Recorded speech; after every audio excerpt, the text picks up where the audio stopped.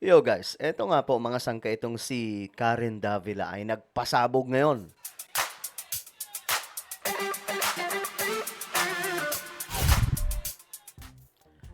Hello guys, what's up? This is me. I'm back for another vlog today. Kamusta po kayo mga kababayan? Mga solid sangkay na nanonood ngayon. Pag-usapan po natin mga sangkay itong pambihirang pasabog ni Karen Davila. Isa pong journalist na kilala sa Pilipinas mga sangkay. Bago tayo magsimula sa mga hindi pa po dyan nakakapag-subscribe no, sa ating YouTube channel, tayo po ay road to 2 million subscribers na. Kaya naman sa mga hindi pa po dyan nakakapag-subscribe, makikita nyo po yung subscribe button sa baba ng video na to. I-click nyo lamang po yung subscribe, i-click ang bell, at i-click nyo po yung all. Sa mga nanonood po sa Facebook, syempre i-follow nyo po yung ating Facebook page. Okay. Ito nga po mga sangka, itong si Karen Davila ay hindi na po nakapagtimpi, no? Kasi itong mga DDS, pinapalabas pa na ang mastermind, si PBBM. Well, pag-usapan natin yan mga sangkay. Ito kasi yung pasabog ni Karen Davila. Pinost niya mga sangkay sa kanyang X account or Twitter account. Mahiya naman kayo. The President started his anti-corruption campaign with these words. Mahiya naman kayo. Kasi itong mga DDS, mga sangkay, binabaliktad po kasi si BBM. Biruin nyo, ni wala silang ginagamit, ni hindi pumapasok mga sangkay yung lohika at ni common sense, hindi po nilang magawang gamitin mga sangkay. Ginagawa pa pong mastermind si PBBM. Sabi ko nga mga sangkay, kung siya ang mastermind, bakit pa po siya magpapasabog ng ganito? Bakit pa niya uungkatin ang isang delikadong bagay na sa kanya rin po babalik, di ba? Kapag ka ikaw yung mastermind, pipilitin mo na itago yung kung anumang sekreto o kung anumang baho. Bakit? Tatamaan ka niyan eh. Di ba? Pero si BBM, tingnan niyo ang ginawa niya mga sangkay. Nagpasabog siya. Sinimulan niya hanggang sa ngayon mga sangkay, marami na po ang makukulong. At alam niyo kung babalikan po natin yung kasaysayan ng Pilipinas, wala pong nakagawa na ganito na isang presidente na ang kanya mismong administrasyon ay paiimbestigahan ng sarili niya. Di ba mga sangkay?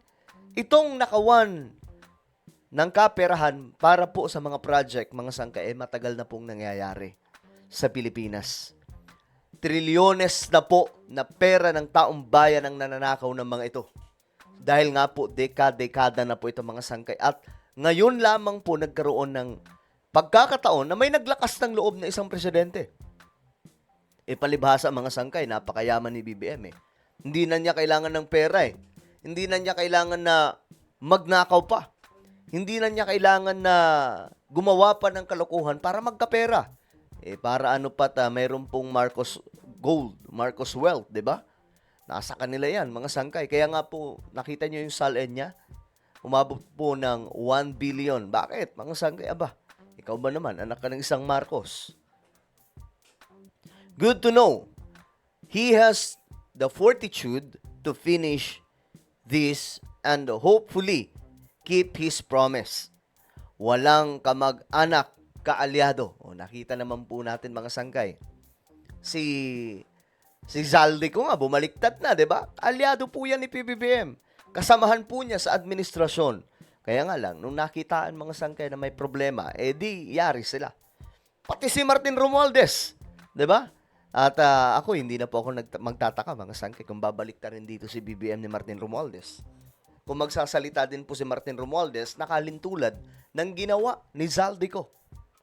Kasi wala na po silang ibang exit dito, kundi ituro si PBBM para nang sa ganun, kapag naalis si PBBM, absuelto silang lahat. 'Di ba? Ang galing ng ganyang klaseng plano. The president now proving his skeptics wrong.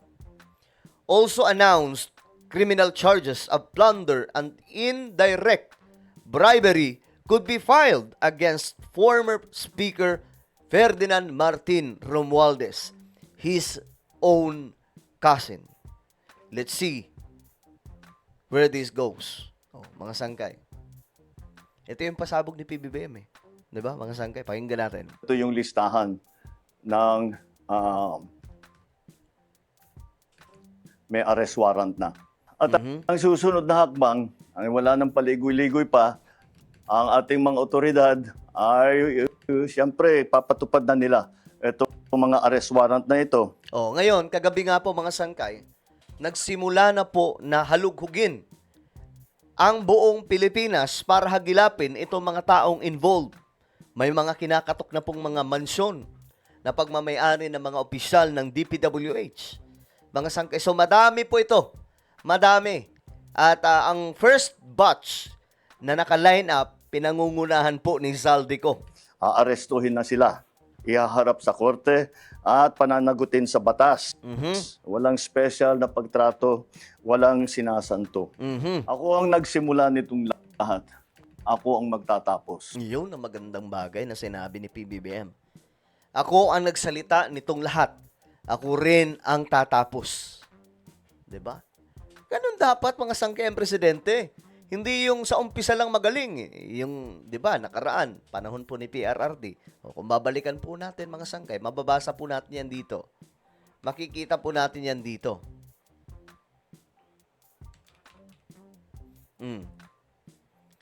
Makikita po natin yung pasabog noon ni PRRD. Balikan lang natin kasi ito yung point na nagpasabog pero walang ginawa. Kailan to? November 6, 2020. Okay, makinig mga DDS Buaya Warriors. DPWH, ang pinaka... Ano sabi? Ulitin natin. Ito ha, 2020 po yan, mga sangkay. Ang DPWH, ang pinaka racket dyan is yung Ghost Project. Ayan ha. Ghost Project. So, walang delivery Ghost Project. Marami yan. Karamihan yan, it's the regional director. O, di ba? Sinabi po mismo ni PRRD yan. Good job, Mr. President.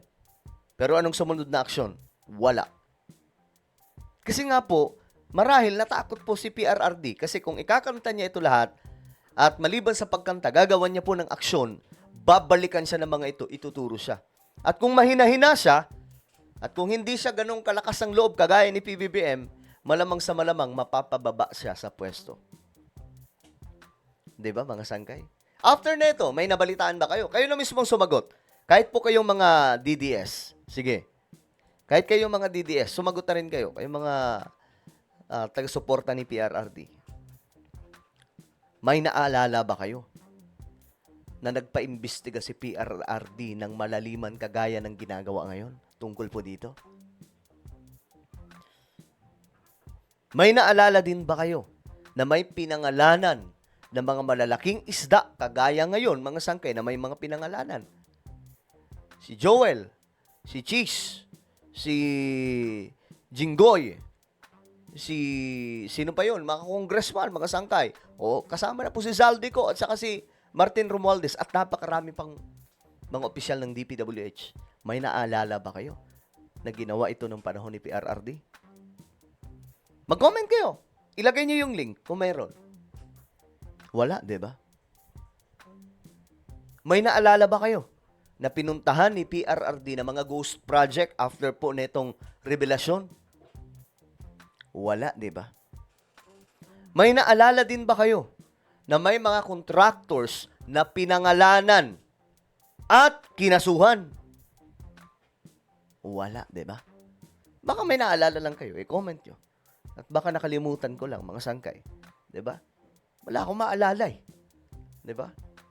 So ngayon, si PBBM ang gumawa nito. Kita nyo ngayon, mga sangkay, 3 buwan pa lang. 3 buwan pa lang simula po nung ilang taon ito ng ating presidente. Ang laki na po ng nagagawa niya para po dito. Masyado na pong matindi ang ginawa ng ating Pangulo, mga sangkay. At ngayon, nakikita na po natin ang resulta. Marami na po ang makukulong. May first batch na. Naka-ready na po ang kulungan. Dapat noon pa po ito ginawa. Pero bakit hindi ginawa, mga sangkay? Marahil, Natakot nga si PRRD kasi nga po, Diyos mio Marimar, pag kinalaban mo yung sariling gobyerno, iyari ka, babalikan ka. Kaya gaya ni BBM. Ano ang posibleng gawin sa kanya? Posibleng ituro siya na mga involved. Pero tayo mga Pinoy, kung marunong tayo gumamit ng critical thinking, may isip natin, parang malabo naman. Kung siya ang mastermind, bakit siya magpapaimbestiga? Sira ulo ba siya? Diba? Naisip niyo ba yon mga sangkay? Pambihira. Well, ano po ang inyong opinion? Pabor ba kayo dito sa pasabog ni Karen Davila, mga sangkay? Ayan po. Comment down below. Meron po tayong YouTube channel. Ito po ay Sangkay Revelation. Hanapin niyo po ito ngayon sa YouTube. Kapag nakita nyo na, i-click nyo po yung subscribe, i-click ang bell, at i-click nyo po yung all. Ako na po ay magpapaalam. Mag-iingat po ang lahat. God bless everyone.